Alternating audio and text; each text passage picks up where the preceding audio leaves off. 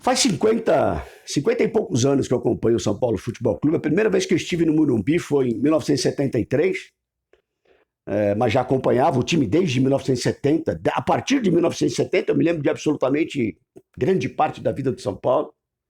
E eu confesso a vocês que durante esse tempo todo, mesmo naquele tempo que nós éramos a terceira torcida do estado de São Paulo, naquele tempo que a gente colocava no Morumbi de quarta-feira à noite 1.500 pessoas, 2.000 pessoas, 3.000 pessoas no Morumbi, no final de semana 15.000. Era público gigante. Claro que nos clássicos e nas grandes partidas, como contra o Operário, que a velha guarda aí foi, eu também estava lá, jogos inesquecíveis, contra o Botafogo, né? No Brasileiro de 81, contra o Operário no Brasileiro de 77. Em alguns momentos, realmente, a arquibancada lotava, mas grande parte dos jogos era aquela torcida pequena, né? Eu confesso a vocês que jamais me passou pela cabeça a possibilidade da gente estar vivendo hoje, em 2023, o que nós estamos vivendo. Jamais me passou pela cabeça. Eu quero acreditar que pudesse, talvez, em alguns momentos, a gente até discutir as dificuldades que o São Paulo poderia ter por motivo A, B ou C, né? Que pudesse diminuir um pouco essa velocidade de crescimento, que pudesse diminuir um pouco esse protagonismo que o São Paulo sempre teve. Mas, desse jeito que está o São Paulo, essa coisa horrível que está o São Paulo, esse desencontro, essa incompetência, essa omissão que os homens do São Paulo Futebol Clube promovem, né? Esse caos diário. Antes a notícia era diária, né? A notícia difícil da gente fazer a digestão era diária. Hoje, a cada uma hora, enquanto você está tentando entender o que aconteceu, já aparece uma nova. Eu quero acreditar uma coisa, eu tenho uma teoria, viu? É que nesse caos todo produzido por esses homens do São Paulo Futebol Clube, eles conseguem levar vantagem. Por quê? Porque a gente não consegue nem compreender ou entender o que pode ser verdade e o que pode ser mentira. Enquanto nós estamos discutindo isso, lá, a tal da cortina de fumaça, lá no mundo paralelo, vivido dentro do São Paulo Futebol Clube, os caras continuam trocando os pés pelas mãos em benefícios próprios. Rony Altieri, São Paulo Raiz na área, a cada dia mais preocupado com o que passa no São Paulo Futebol Clube, né? Primeiro, deixa eu agradecer aí meus irmãos, meus amigos, a parceirada que a gente tem, vocês, cara, eu tenho uma estima imensa por todos vocês. E agradecer, o vídeo lá de pós-vexame da segunda-feira atingiu 40 mil views. Pô, isso daí perto dos peixes grandes que tem aí não é nada. Mas para mim tem um valor muito grande e eu gostaria que vocês soubessem disso. Graças a vocês, é claro. 40 mil views, né? E chegando aí, batendo na porta dos 28 mil inscritos no canal. Queria pedir a gentileza. Se teve 40 mil views, eu sei que não foram 40 mil pessoas que assistiram, mas grande parte assistiu e acabou não se inscrevendo no canal. Se não se inscreveu, de repente é porque não gostou. E a gente respeita demais. Mas de repente também é porque esqueceu de inscrever, né? Então a gente queria pedir essa gentileza, quando puder se inscrever no canal, quando puder dar um like no vídeo, a gente agradece porque ajuda, né? A ferramenta aí do YouTube fazer as leituras, né? E multiplicar um pouco mais os vídeos que a gente faz e que a gente produz. Muito obrigado, meus irmãos. Vocês não sabem o quanto feliz eu fico com essa recepção, mesmo em tempos difíceis que a gente vive. Tem diretor aí que prefere falar que os YouTubes vivem do caos. Eu combato o caos que o senhor produz, viu, senhor Belmonte? Porque foi o senhor que falou. Então, assim, eu combato o caos que o senhor promove, que o senhor é causador junto com seus pares, tá bom? Só para deixar muito clara a situação. Pois bem, meus amigos, o que a gente vai falar de um São Paulo que vive nesses tempos que a gente está vivendo? Eu acho muito estranho, e claro, tento entender, e claro, o respeito também é claro, quando assim, a gente fica olhando alguns tópicos de acontecimento, né, para tentar justificar a favor da diretoria, a favor de Rogério Ceni, a favor do elenco, ou contra a diretoria, contra Rogério Ceni e contra o elenco. Para mim, eu pego todo esse pacote, meus irmãos, e reduzo a uma coisa: resultado. Resultado. qual é o resultado que o São Paulo obteve nesses últimos 10 anos. Senhores, se eu fosse um time médio, se eu fosse uma instituição menor, se eu não tivesse a representatividade que eu tenho como um tricampeão mundial, talvez estivesse tudo bem o que está acontecendo. A questão é que o São Paulo atingiu um tal tamanho, e aí não cabe nem um pouco de soberba, que logicamente os seus adeptos, a sua coletividade, não quer perder esse tamanho conquistado. Eu acho perfeitamente natural isso. É claro que num momento ou outra instituição passa por um fator X ou por um fator Y, mas rapidamente a gente retoma esse caminho de disputa. Mas não, nós estamos ficando para trás. Os nossos resultados estão nos jogando cada vez para trás, para eu perder inclusive uma quarta de final para o Água Santa, com o torcedor, um monte de torcedor achando a coisa mais normal do mundo, que faz parte do pacote. O que nós vamos fazer? Ah, Rony, o futebol está muito igual. Bochechinha, se o futebol está muito igual, para que eu pago a folha salarial que eu pago para esses pereba que eu tenho no time? E o Água Santa paga a folha salarial que ela paga para os jogadores dela. Para que então? Se é para eu perder para o Água Santa, eu vou entrar com o meu time sub-17. Sem folha salarial para ajudar, inclusive, na recuperação financeira do São Paulo. Então, assim, gente, eu reduzo a resultado, meus amigos. Eu reduzo a resultado. O que o departamento médico produziu de resultado nesses últimos tempos? As respostas estão aí. Jogador que está tratando, e quando está na transição, e agora o Dr. Sanches é coordenador de transição. Meu Deus, hein? Arrumaram um cargo de coordenador de transição. É cada uma que a gente escuta que é só para trouxa acreditar mesmo, só para otário achar que tem mudança. Só para tonto achar que tem mudança, que isso é algum tipo de mudança. Pois bem, e aí, meus amigos, o jogador tá tratando, vai para a transição, olha, o jogador já está sendo liberado. Eu estou escutando que o Arboleda está sendo liberado, que o Diego Costa está sendo liberado, que o Igor Vinícius ia ser liberado, não que eu quero essa perebada no time, à exceção do Arboleda, que também, vou te falar, viu? Mas assim, o resto para mim, pelo amor de Deus. Mas eu digo, e aí? Aí o cara, ele vai ser operado. Igor Vinícius foi operado, aconteceu com um monte de gente. Qual é o resultado do departamento médico? Qual é o resultado do preparo físico? Vamos lá. Tem gente que fala que o DM é uma porcaria, claro que é. E ninguém está dizendo diferente. Só que quem quebra jogador é o preparo físico, não é o DM. O DM tem que recuperar o jogador quebrado. Você não vai no médico olhar a sua perna quando a perna não está quebrada. Você só vai lá no médico quando ela está quebrada. Aí ele vai cuidar da sua perna. No futebol é a mesma coisa. E o preparo físico é horrível. E o preparo de goleiro? O goleiro já é fraco que chega no São Paulo. Parece que no São Paulo ele fica mais fraco. É impressionante. Comentei com alguns amigos aí. A minha, não é nem surpresa, mas a minha aflição de ver o Rafael na cobrança dos pênaltis, cara. O Rafael foi com cara de derrota para os pênaltis. O Rafael foi para os pênaltis sabendo que ia tomar todos os gols. E ele pegou um, hein? Aquela cara sem personalidade. Eu acostumei a ver Valdir Pérez passar a mão na bunda de jogador antes do pênalti. Eu acostumei a ver Rogério Ceni voar no pescoço do cara para atrapalhar o cara, adiantar antes de cobrança de pênalti. Eu costumei ver o Zete voar para tudo quanto é lado para pegar a bola numa cobrança de pênalti. E agora eu vejo um goleiro parado no meio do gol. Só faltou tremer a perna. Um negócio absurdo. Gente, o departamento de marketing, eu vou colocar aqui porque eu vou pôr a foto no Instagram depois. Eu estava no shopping, meu filho, lógico, né? Pai, vamos ver a camisa nova do São Paulo? Vamos lá na Centauro ver a camisa nova do São Paulo. Para minha surpresa, não tinha camisa nova do São Paulo. Para minha surpresa, tinha uns 3, 4 varais de camisa do São Paulo. E aí eu olho do lado do Palmeiras, lotado do Palmeiras, um espaço que dava 4 espaços do São Paulo. O Santos tinha um espaço 3 vezes do tamanho do São Paulo. O Manchester City tinha espaço maior do que o São Paulo. Mas, Rony, às vezes a Adidas e o São Paulo não têm acordo com a Centauro. Já vem alguém justificar. Vem algum bochechesco disso. Eu quero saber por que a Centauro não tem camisa do São Paulo, uma das maiores empresas de umas lojas de venda de material esportivo do Brasil. Como é que pode isso? Quem é que explica? Tá faltando acordo? Tá faltando relacionamento? Tá faltando um monte de coisa.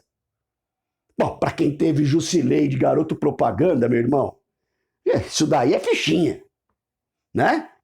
Para quem teve agora, no lançamento lá na música bonita, inclusive, David e Wellington Rato vestindo a camisa do São Paulo, isso daí é fichinha. Os caras mesmos desvalorizam a marca São Paulo Futebol Clube. O próprio marketing do São Paulo desvaloriza, afunda, ridiculariza a camisa do São Paulo.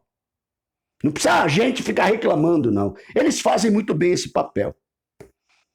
E o treinador? Ninguém tem nada contra Rogério Ceni, para mim, o maior jogador da história do São Paulo. Não vou discutir aqui o porquê agora, depois a gente conversa sobre isso. Para mim, o maior jogador da história do São Paulo, por vários fatores. Mas como treinador, já está mais do que provado que não serve.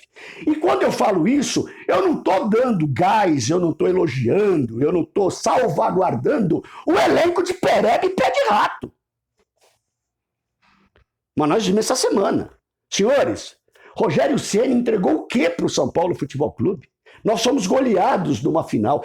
Gente, eu só queria que o Rogério fizesse um trabalho que me permitisse o quê? Não ser goleado numa final contra o Palmeiras. Suponha que a gente tivesse perdido aquele jogo pau a pau e o Palmeiras tivesse sido campeão. Você fala, caraca, nós fomos goleados numa final contra o Palmeiras. Eu só queria, por exemplo, que o Rogério Ceni pudesse ganhar a Sul-Americana. Rony, mas ganhar e perder faz parte do jogo. Claro que faz. Só que não daquela maneira ridícula, medíocre e covarde que nós perdemos. Inclusive o dinheiro que a gente deixa de ganhar por não estar lá. Então eu queria só isso. Certo? Certo. Eu gostaria que o São Paulo tivesse ganho a vaga da Libertadores. O 8º lugar no mínimo. É o mínimo que tinha que entregar. Eu não estou pedindo título do Campeonato Brasileiro. Até eu estou me apequenando. Mas eu estou tentando enxergar uma realidade muito mais sustentável do que essa. Se o Rogério... hoje a diretoria traçou um objetivo para o Rogério. Eu estou falando hipoteticamente. Se ficar no Z4, ele cai. Olha a métrica que deram para o São Paulo Futebol Clube. Olha o objetivo que o São Paulo Futebol Clube tem hoje. É não ficar no Z4. E tem gente que acha que isso é normal. Não, isso é normal, Rony. Não sei por que você está assustado. Eu estou assustado não, meu irmão. Eu estou indignado. É diferente. Eu não aceito isso.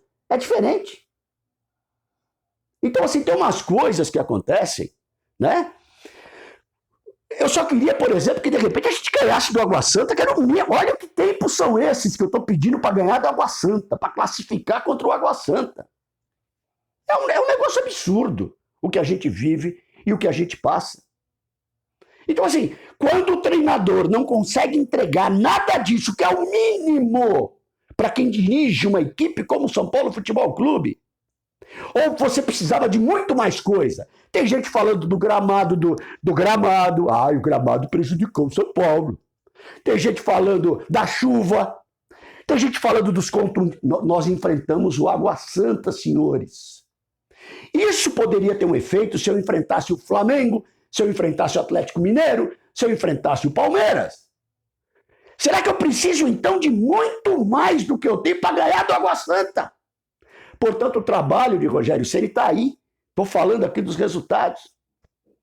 E pelo resultado que ele tem, ele não pode continuar sendo treinador de São Paulo Futebol Clube. Principalmente agora, com essas confusões todas que foram arrumadas aí, que foram arranjadas. Eu não estou dizendo que foi por ele, não. Quem é Marcos Paulo na fila do pão do futebol? O pereba, pé de rato. Inclusive, eu quero saber quem trouxe. Eu quero saber quem trouxe. É mais um para conta do quem trouxe. Eu já sei quem trouxe. Mas eu quero que se apareça quem trouxe. Né? Porque um dia mandaram para mim, Joia de Xerém acertando com São Paulo. Vá a merda, Joia de Xerém. Olha a merda que a gente tem, olha a confusão que a Joia de Xerém, que em 2 anos de Europa jogou 5 partidas, fez 2 gols, sei lá eu. Uma tranqueira. Agora resolve afrontar o Rogério Ceni, o maior nome da história do São Paulo. resolve afrontar o treinador, independente do que ele seja e do que ele é. Pior? Claro que é pior. Deixar ele continuar. Rogério, ele vai fazer sua cama. Você vai conseguir ser queimado por Marcos Paulo. Para você ver o tamanho da sua incapacidade, não só de fazer o time jogar bola, mas também de fazer a gestão do grupo. E para piorar, eu escuto o quê no dia de ontem? Os jogadores pediram para fazer a pré-temporada sem o treinador. Pronto. Gente, está sendo levantado se é verdade, está sendo levantado se é mentira. Se a diretoria do São Paulo falar para mim que é mentira, eu vou acreditar que é verdade. Ou alguém acredita na fonte diretoria do São Paulo? Alguém ainda acredita nessa fonte? Então se virou um inferno, virou um caos, virou uma balbúrdia, virou uma confusão única. O que esses caras estão fazendo no São Paulo por incompetência e por omissão. Qual que é o resultado? Essa merda aí que a gente está vendo. Esse é o time que no terceiro mês do ano, no segundo da temporada, está sendo preparado para enfrentar uma temporada inteira. Diante desse caos que eu acabei de relatar. É um buraco sem fim. Ele não tem para onde fugir desse jeito. É uma vergonha absurda, é uma vergonha geral que os caras tentam tapar aí com uma série de cortinas de fumaça, aquela palhaçada toda que a gente vê e que a gente discute. Cadê o presidente?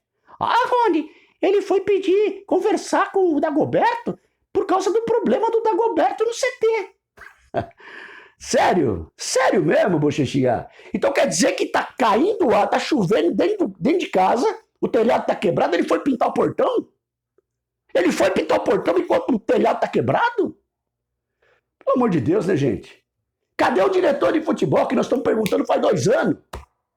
Incompetente, omisso.